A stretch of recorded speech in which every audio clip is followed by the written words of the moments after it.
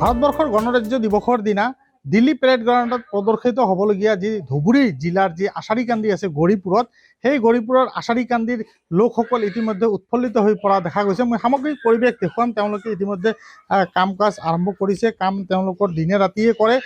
তেওঁলোকৰ এই ব্যৱসায় কৰিয়ে পৰিয়াল পোহপাল দিয়ে আৰু এই আশাৰী কান্দিত বিভিন্ন ধৰণৰ যি টেৰাকোটাৰ মৃৎশিল্পীসকল আছে তেওঁলোকে দিনে নিশাই কাম কৰে আৰু এনেধৰণেই তেওঁলোকে কাম কৰি কিন্তু নিজৰ জীৱন জীৱিকা নিৰ্বাহ কৰে। কিছু কথা জানিবলৈ যত্ন কৰিম ইয়াতে উপস্থিত থকা যিসকল মৃৎশিল্পী আছে তেওঁলোকৰ পৰা, যে দিল্লীত যিহেতু তেওঁলোকৰ প্ৰদৰ্শিত হ'ব তেওঁলোকৰ টেৰাকোটাৰ বস্তু।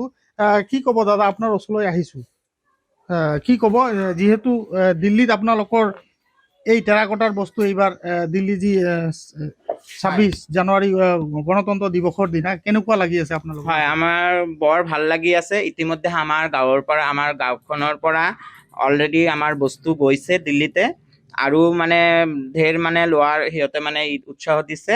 আমি সেইকাৰণে সেইবিলাক দিনে ৰাতি বনাই আছোঁ আৰু আশা ৰাখিছোঁ বস্তুবিলাক তাতে যাব।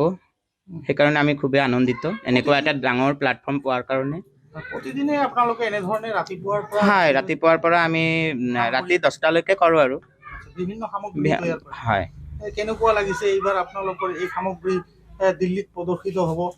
বৰ ভাল লাগিছে। এনে GI পোৱাৰ পিছত আমাৰ বৰ ভাল লাগিছে আৰু এইটোৰ কাৰণে আৰু বেছি আনন্দিত আমি। যিহেতু আন্তঃৰাষ্ট্ৰীয়ভাৱে হয় আপোনালোক প্ৰদৰ্শিত হ'ব। হয়, উৎফুল্লিত হৈছে আপোনালোক? হয়।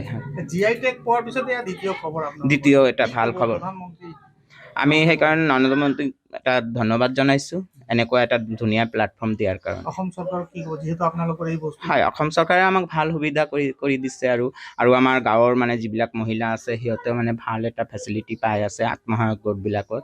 মানে আমাৰ অসম চৰকাৰৰ পৰাও ভাল সুবিধা দিছে। মানে আপোনালোকে বিভিন্ন সা সুবিধা যেনেধৰণে পাব লাগিছিল? হয়, প্ৰয়োজনীয় বস্তুবিলাক পাই আছোঁ আমি। সন্তুষ্ট আপোনালোকে? হয়, ভাল সন্তুষ্ট হৈছোঁ।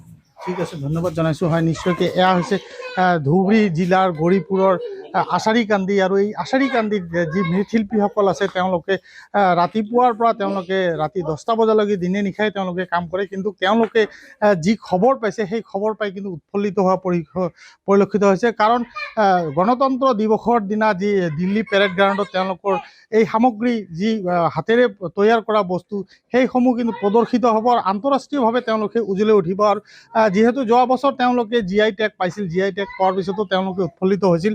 পৰৱৰ্তী সময়ত দেখা গৈছে যে দিল্লীৰ এই খবৰে কিন্তু তেওঁলোকক উৎফুল্লিত কৰি তুলিছে আৰু দিনে নিশাই তেওঁলোকে এই কাম কাজ চলাই আছে যাতে ধুনীয়া বস্তু যাতে তেওঁলোকে প্ৰদৰ্শন কৰিব পাৰে।